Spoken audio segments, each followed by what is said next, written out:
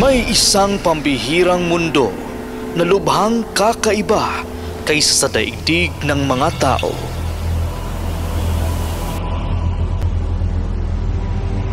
Ang labis na pagkaganid sa kapangyarihan ang dahilan ng kaguluhan sa aming mundo na tinatawag na Encantadia. At yun ay nag-ugat sa mahiwagang brilyante na nasa pangangalaga noon na sinaunang reyna ng mga diwata, si Cassiopeia.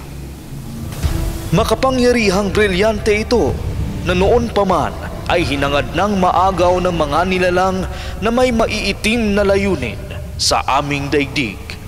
Kaya't upang mapangalagaan ang brilyante at kahit ikagalit pa ng aming bathalang si Emre, ay hinati niya ito.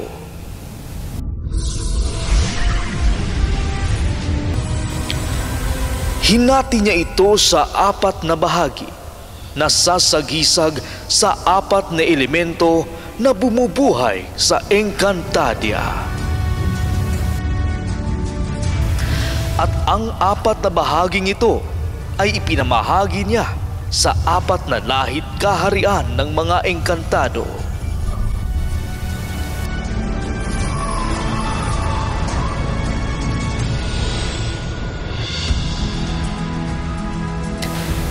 Ipinagkaloob niya sa aming mga Adamyan ang dalisay na brilyante ng tubig.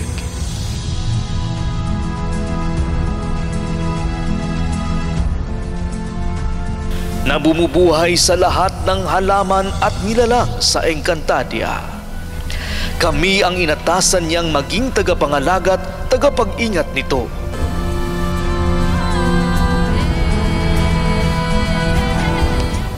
Sa kaharian ng Sapiro, ang tahanan ng magigiting at mapagpalang engkantado.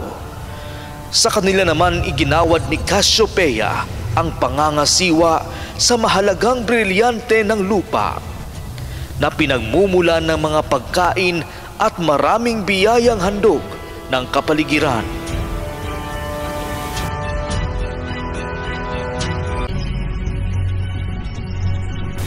Ang brilyante ng hangin na nagbibigay hininga sa lahat ng nilalang ay napasakamay naman ng mga mapagkalinga at matatapang na mga diwata na siyang pinagmulang lahi ni Cassiopeia.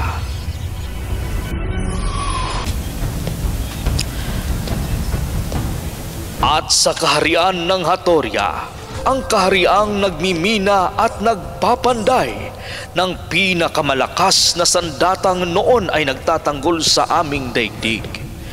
Sa kanila ipinagkaloob ang pangangalaga sa brilyante ng apoy, sa pag-asang gagamitin yon ng mga Hator para sa ikabubuti ng lahat. Ngunit lingid sa kaalaman ni Cassiopeia, ang kaharian ng Hator ay nasisilaw pala sa higit pang kapangyarihan